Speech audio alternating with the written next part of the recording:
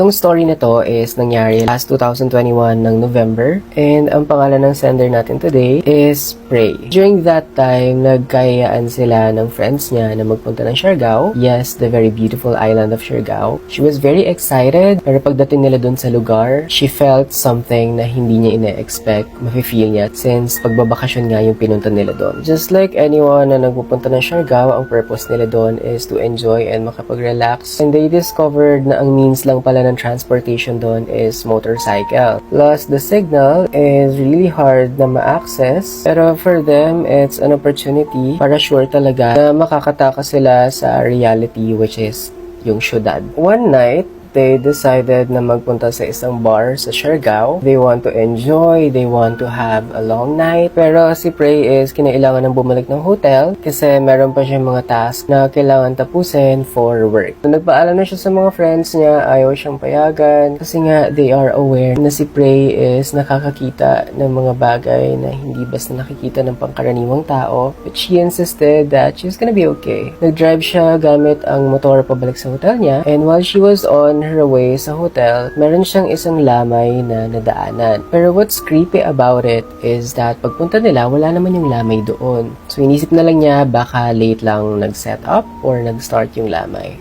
Pagkalampas niya doon sa lamay, meron siyang nakita sa daan na isang babae, hawak niya yung anak niya, and may dalang planggana yung babae, so she was thinking na baka maglalaba. Pero it's weird kasi gabi na, diba? Though yung mga ganitong bagay, hindi naman na bago kay Prey. So what she was thinking is baka siya ay natikbalang. On those very moments, si Prey is medyo nataterrify na. She kept on driving and screaming, hoping na may makarinig sa kanya. Pero weird enough, walang ni isang tao ang nakakarinig sa kanya. She kept on driving and naghahanap siya ng signal to just contact her friends. Nung nagkaroon siya ng signal, she sat on the side of the road and used her phone. Fortunately, na-reach out naman yung friends niya and informed them about what happened to her. They all agreed na magkita sa isang familiar na place, and from there, sabay-sabay na silang babalik ng hotel. To be honest, this is my first time hearing a story about elementals or lamang lupa, and sobrang terrifying pala kasi they could really play with your world. Pwede ka nila bigyan ng illusion na parang nasa ibang mundo ka. So,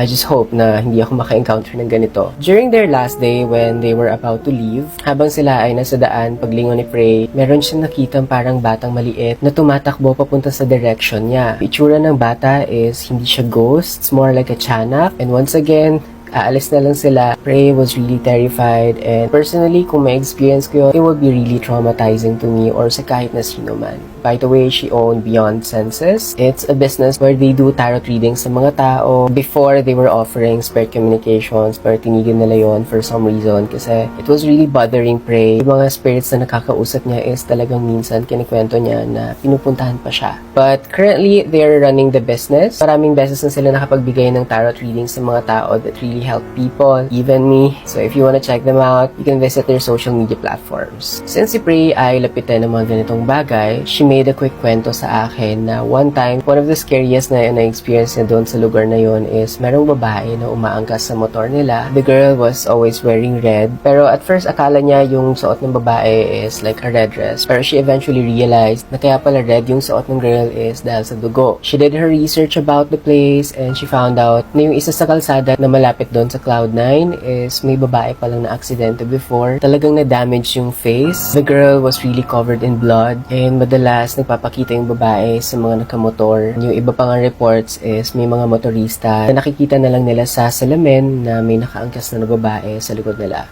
Unfortunately, Prey is one of those na na-encounter na tong girl na to. But that's it for my video. Kung meron din kayo mga horror stories na katulad ng kay Prey, you can message me on Instagram. You can share stories with me there, and I would happily share it here if you would approve. Thank you so much for watching, and for more videos like this, please like, comment, and follow for more. Bye everyone!